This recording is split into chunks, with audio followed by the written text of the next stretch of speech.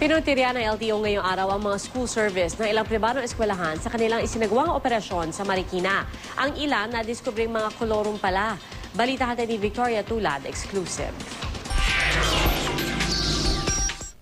Sa pagbabalik eskwela ng mga estudyante sa private school, balik operasyon din ang mga kolorum na school service. Sa Marikina City, sunod-sunod ang nahuli ng Land Transportation Office NCR.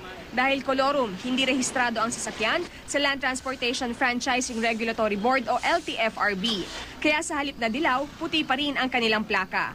Ayon sa LTO, kailangang nakarehistro ang mga school service para magkaroon ng insurance ang mga estudyanteng ihinahatid nito. Kung kolorum kasi at na-aksidente ang sasakyan, walang mahabol ang mga magulang. Ang ibang nahuli, tumanggi ng magbigay ng pahayag. Pero si Danny Hilario aminadong wala pa siyang prangkisa. Sir, ba't hindi po kayo nakapagpa-register? Kasi na-late lang ako. Pasensya na ako kaya marami ko kasi ako nasikaso. Pero ano po yan? Nasa proseso na po o i-apply nyo pa lang?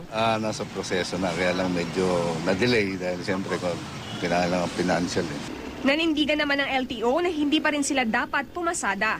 Sa school po kasi malalaman natin kung gagamit kolorum. Malalaman natin mga magulang natin, verify nila kung nakarehistro niya sa akin. Ang isang service naman hinuli dahil out of line. Ayon sa rehistro nito, sa Marist School lang pwedeng magbaba at magsundo ng mga estudyante ang service. Pero nagseserbisyo pala ito sa iba pang paaralan sa Marikina.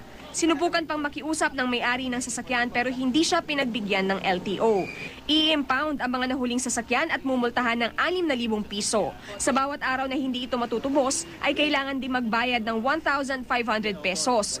Babala ng LTO, simula June 19 ay tataas pa ang multa sa mga nahuling sasakyan. June 19, effectivity na yung new fines and penalties natin regarding dun sa kolorum, such as yung bus natin, mag-range siya sa 1 million. UB, van, mag-range siya sa 200,000 and ang jeepney natin, mag-range siya sa 50 to 60,000 o tsaka yung tricycle, 6,000. Ang school service? Ang school service, belong siya dun sa van. Tiniketan din ang mga nagmomotor na hindi naka-helmet. Hindi nakaligtas ang isang pulis na sitahin ng LTO dahil walang helmet ang kanyang anak.